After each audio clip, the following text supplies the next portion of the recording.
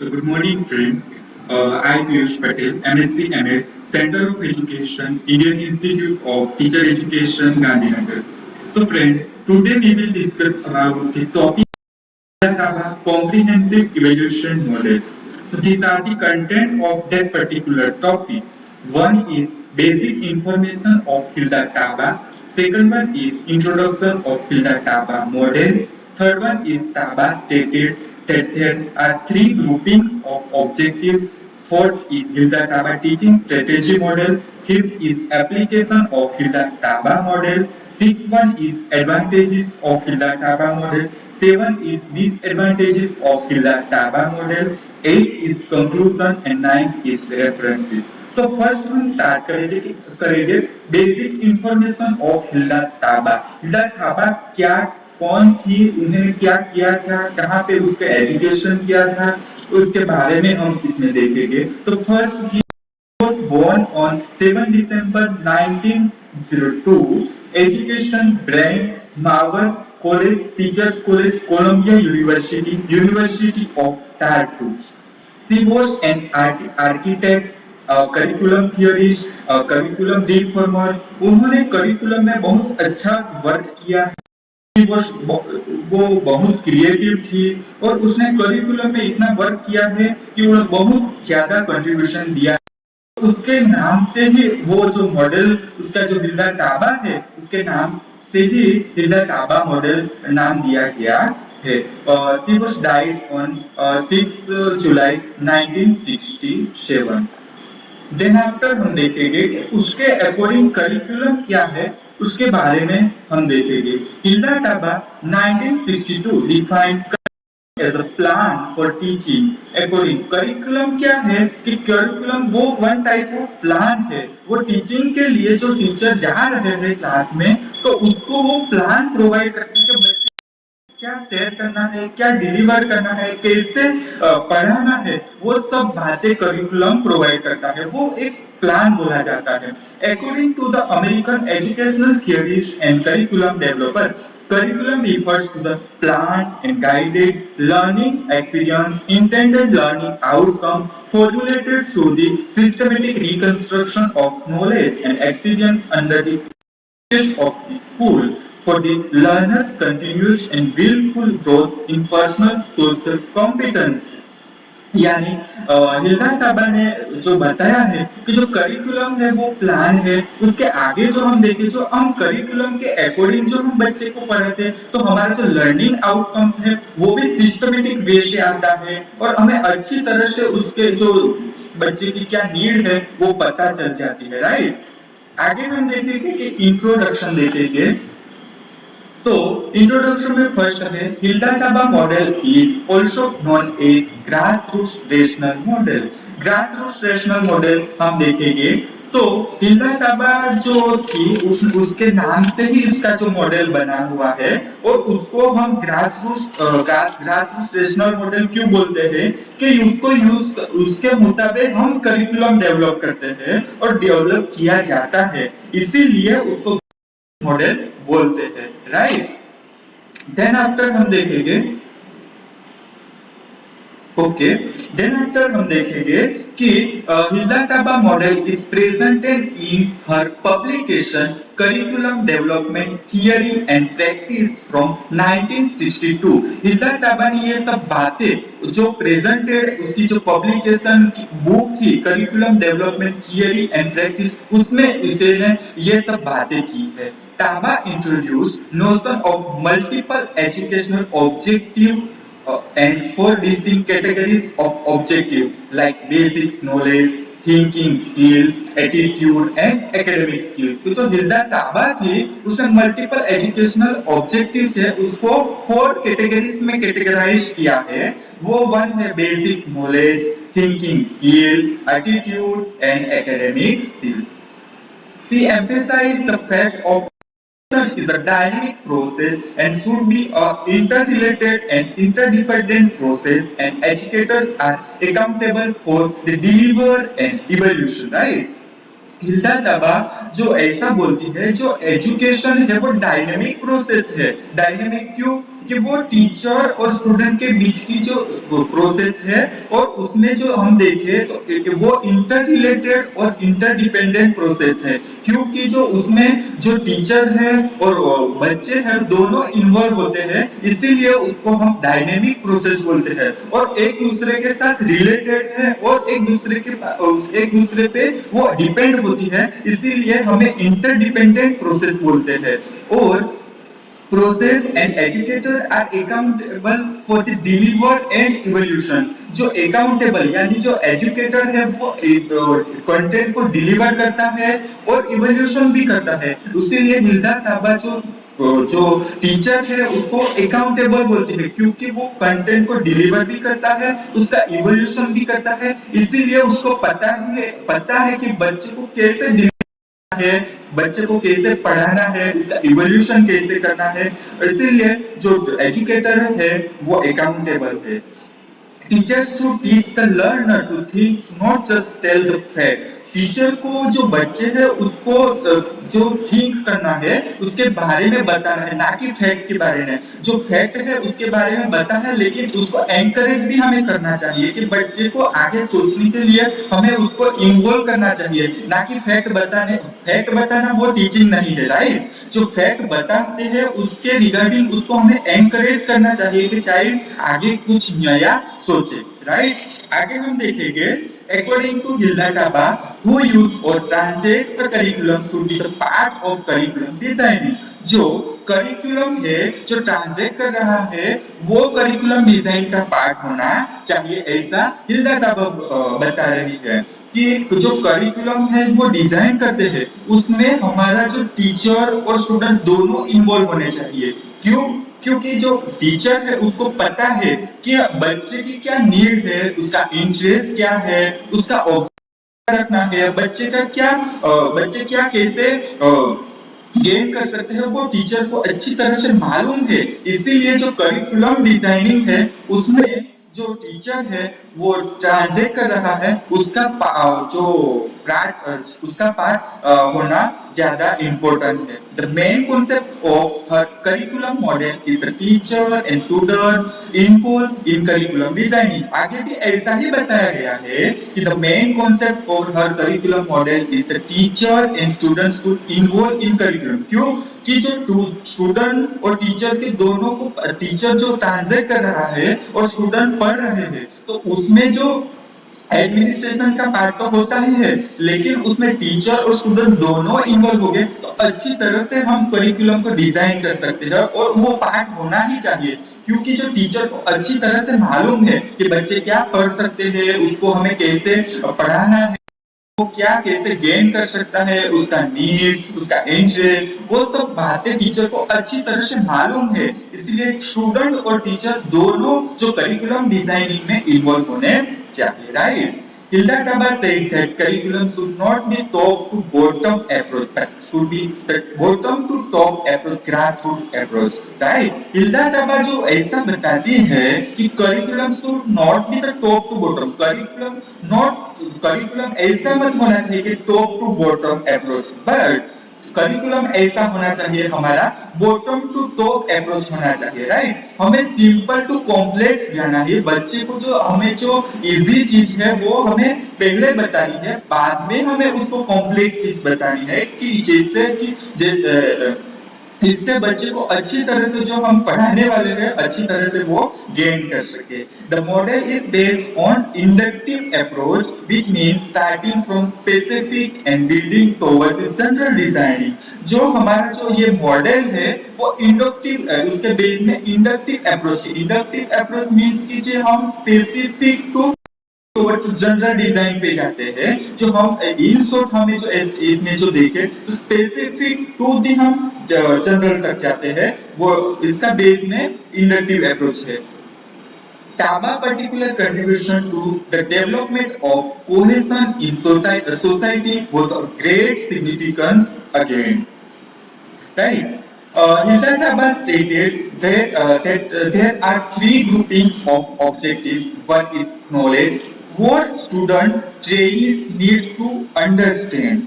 The second one is skill what student trains need to learn how, and third one is concept what student trains need to be, right?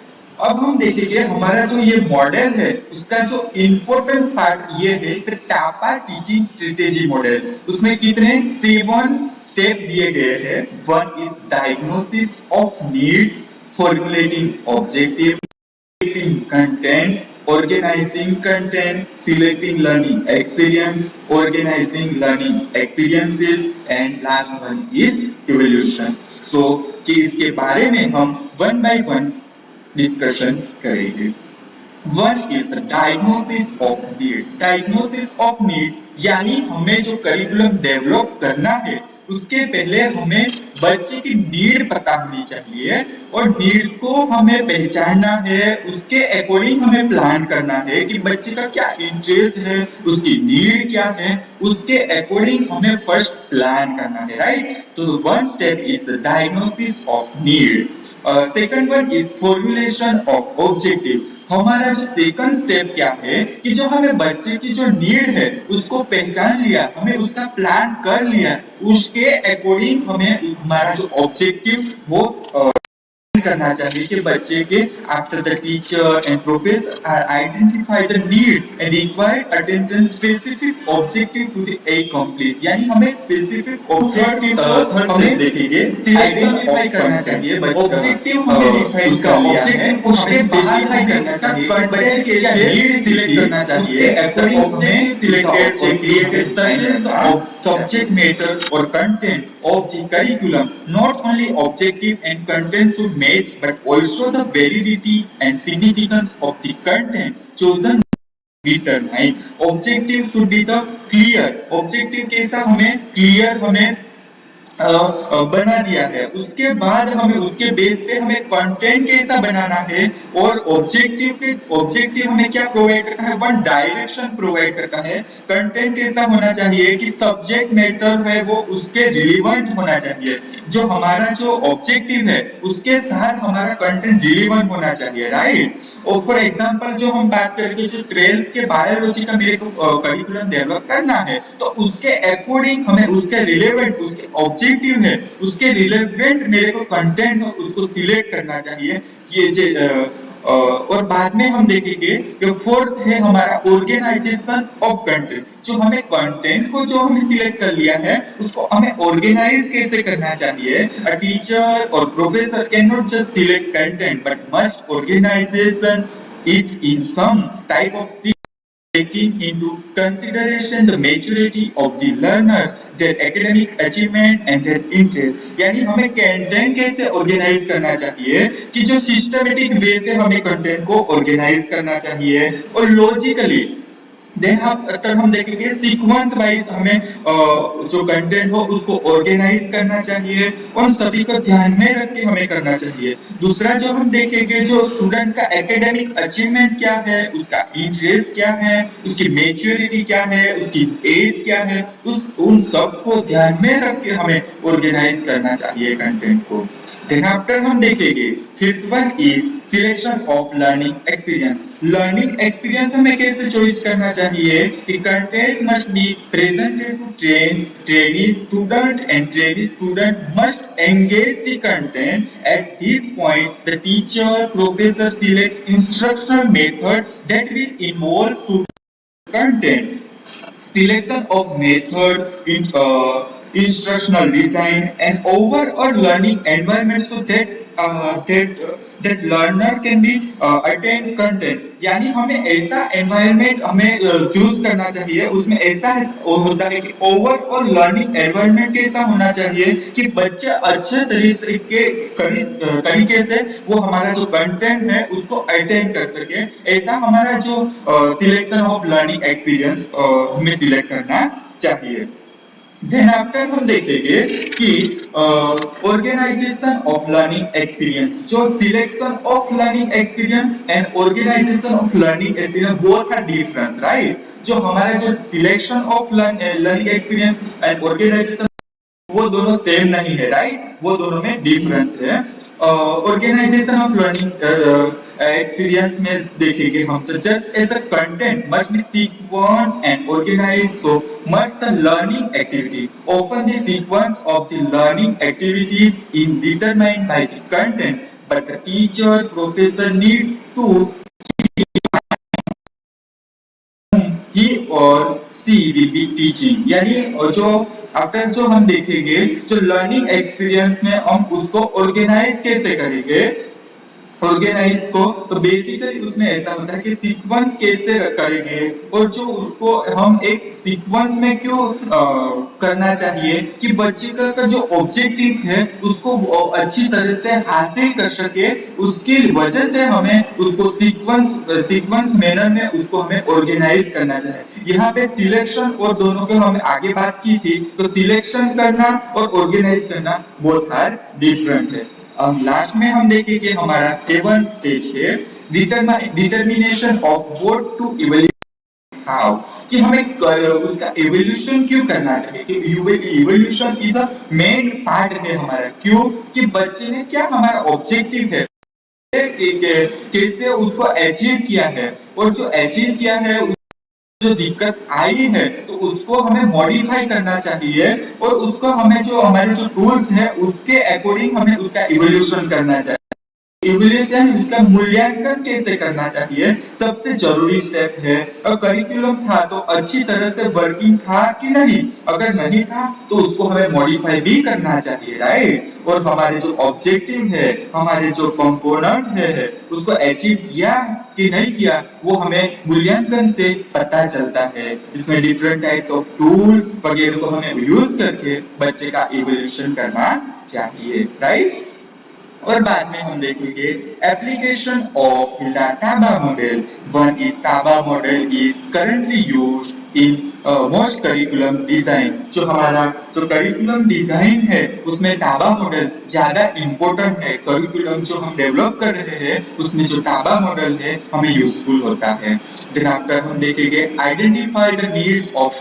Student की जो need है उसको identify करने में भी हमें Taba model useful होता है डेवलपिंग ऑब्जेक्टिव जब भी हम जो करिकुलम को डिजाइन हमें जब जो ऑब्जेक्टिव है उसको डेवलप करने में भी हिल्डा टाबा मॉडल हमें यूजफुल होता है selecting instructional method organising learning experience and evolution करने में भी हिल्डा टाबा मॉडल हमें यूजफुल होता है और अब बाद में हम देखेंगे advantages of Hilda Taba model so the advantages क्या है हिल्डा टाबा मॉडल का तो फर्स्ट हम देखेंगे divergent thinking can be enhance including higher order thinking यानी डाइवर्जेंट थिंकिंग उसमें बच्चे का जो डाइवर्जेंट थिंकिंग है उसको एनहांस करता है क्योंकि हम जो स्पेसिफिक टू जनरल जा रहे हैं तो बच्चा ओपन माइंड से वो सोचेगा इसीलिए जो उसको डाइवर्जेंट थिंकिंग वो एनहांस करता है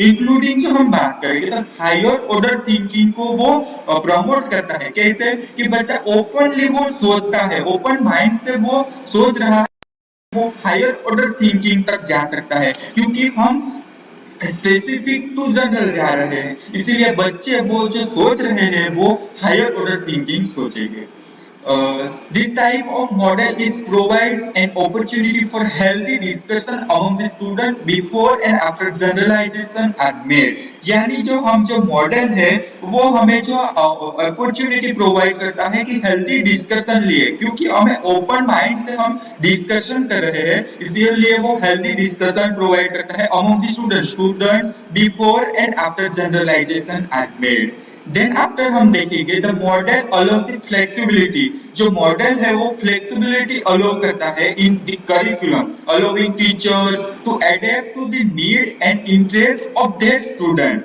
राइट लास्ट देखेंगे the model promote the collaboration between the teacher and student ये मॉडल है वो प्रमोट करता है collaboration between the student and teacher के बीच में जो कोलैबोरेशन है उसको भी वो प्रमोट करता है and the community which can lead to more inclusive and supportive environment Then after हम देखेंगे disadvantages of TABA model. The open-ended nature of model can make it difficult for some student to handle, क्योंकि उसमें कैसा होता है कि जो हम जो देखे कि जो ओपन एंडेड नेचर है उसका मॉडल, तो उसमें ऐसी डिफिकल्टी आती है कि जो हर एक टाइप के जो स्टूडेंट है, काफी सारे बच्चे हैं, उसको हैंडल करने में हमें डिफिकल्टी होती है, क्योंकि ओपन एंडेड हमारा डिस्कशन होता है, उसका नेचर ओपन एंडेड है, इसलिए हमें जो काफी सारे कितने स्टूडेंट है उसको जो हमें हैंडल करना वो हमारे लिए डिफिकल्ट होता है।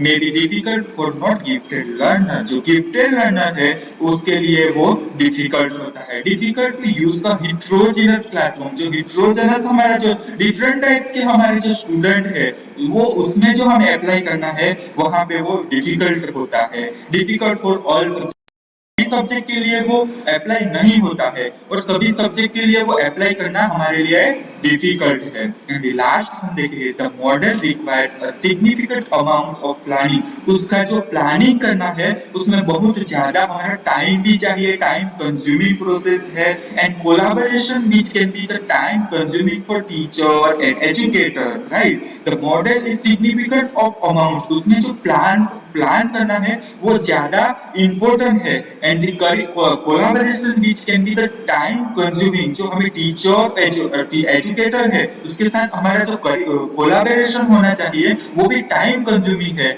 वो हमारा एक डिसएडवांटेजेस बन जाता है ये इस मॉडल का। देन हम देखेंगे कि जो हम जो टाबा मॉडल के बारे में जो हमने डिस्कशन किया है उसका कंक्लूजन क्या है। From the theory according to in the Taba the curriculum is a learning plan, therefore the individual learning and development can color the from the curriculum. Concluded that the strategy of curriculum implementation at every level education is the most important planning or planning, right।